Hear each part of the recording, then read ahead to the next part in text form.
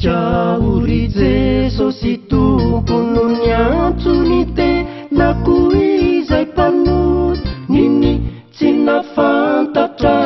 nao akory kanefa nasa andratra mpitory eo tanatiny lalina mantsy ao Jesosy no indro fatazako ny sandrinao nitsotra ny antsonanao hoe avia fangana fahaza sondrina matahotra mafy ao ry Jesosy tompo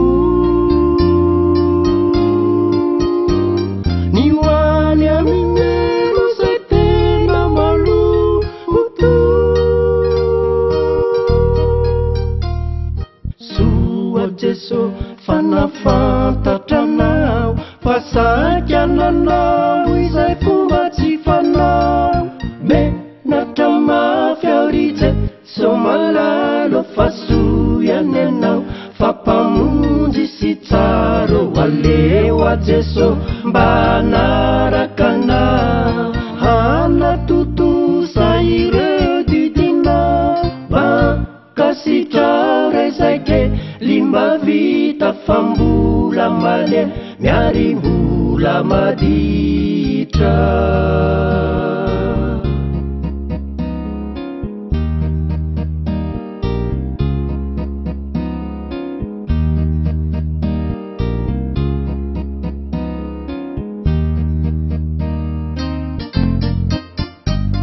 matahotra mafy ao ry Jesosy tompo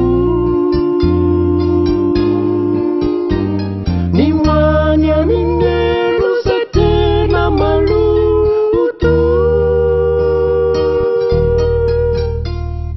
soa Jesosy fanafantatranao fasakananao izay fomba tsy fanao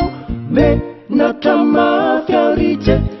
malalo fasoyany anao fampamonjy sy tsara aleo a Jesosy mba hanaraka anao hanatotosa ireo didinao mankasitrao rezake limba vita fa mbola malemy miary mbola maditra